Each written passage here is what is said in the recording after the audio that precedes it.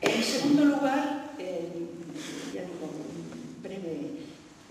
un breve flash, Joubert decía que era una guerra gloriosa y fatal. Gloriosa porque, bueno, todos esos elementos de patriotismo, de heroísmo, alguien decía que se podía hacer el Far West español a partir de todos estos personajes y de todos estos acontecimientos de la guerra de 1808. Pero también lo peor porque el vacío de poder que hubo con todos los acontecimientos, en fin, de Aranjuez y en fin, del levantamiento, fue feroz. En los vacíos de poder tan absolutos, en el caos, en la anarquía, a veces los peores suelen imponerse a la moderación, al término medio. También lo peor porque el corte brutal y traumático que supuso la invasión francesa cortó de raíz la posibilidad de una evolución que también hubiera tenido sus traumas, los que se resisten a los cambios, pues naturalmente se oponen, pero que no tenía por qué haber sido de esa envergadura.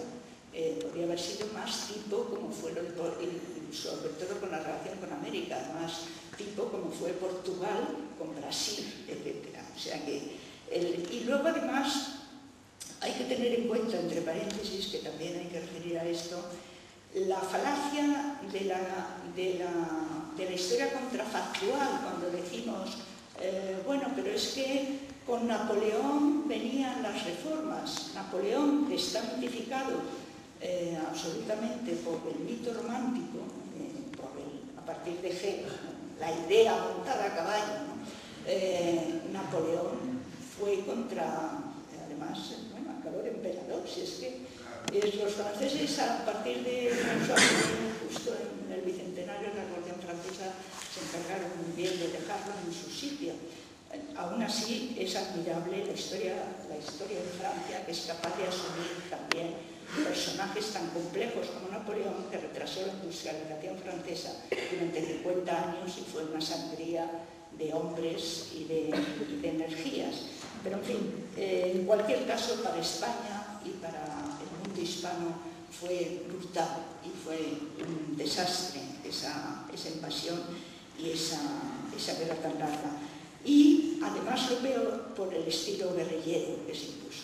Las guerrillas que fueron pues, muy útiles en su momento, pero naturalmente los defectos que decía también Joubert, que para mí es el mejor historiador que ha afinado en esta cuestión, decía los defectos que hay en la convivencia política española, que es el irrespeto a la ley y la falta de sentido de comunidad, tienen su origen en este momento traumático y en este estilo guerrillero, ¿no? En vez de la obediencia a la ley es sustituido por los grandes principios, en fin, las grandes palabras. El romanticismo además influye más en ello. La educación es sustituida por la camaradería, también, y la disciplina es sustituida por la devoción al jefe, sustituida por esa ciega devoción.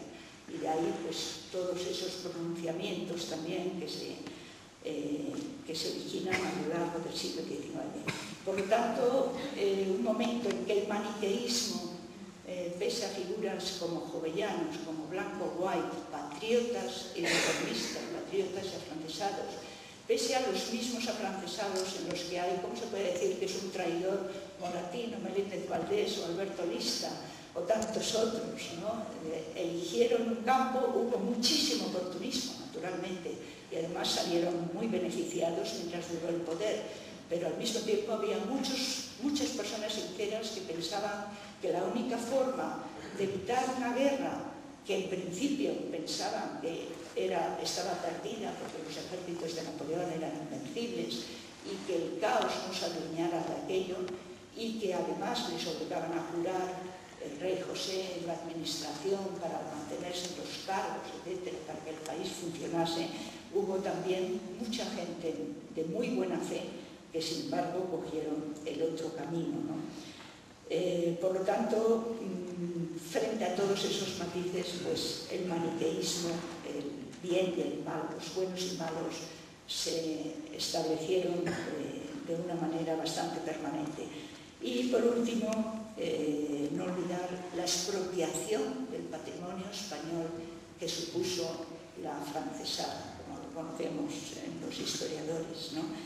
En fin, si se lee a Galdós, El equipaje del rey José, explica muy bien lo que supuso ese expolio, y además, luego para colmo, pues cuando tuvo que dejarse, llevó bastante, porque el rey José vivió muy bien en Estados Unidos y, en fin, los tesoros fundamentales que tenía venían de España, pero lo que dejó, que lo recogieron los ingleses, pues luego vino Fernando VII y graciosamente se lo regaló, como saben ustedes, a Wellington, ¿no? Porque siempre la otra desgracia es que después de todo eso, quien viene es Fernando VII. En fin, bueno, muchas cosas quedan, yo creo que para el coloquio, pero sí quería un poco dar esta visión un poco impresionista de algunos aspectos de la guerra de la independencia, de la cual yo creo que seguimos siendo no solo herederos directos, sino que muchos de los problemas allí planteados los seguimos sufriendo en una especie de círculo vicioso al cual a veces tendemos a volver, sobre todo algunos españoles, algunos grupos políticos españoles, no la UPN.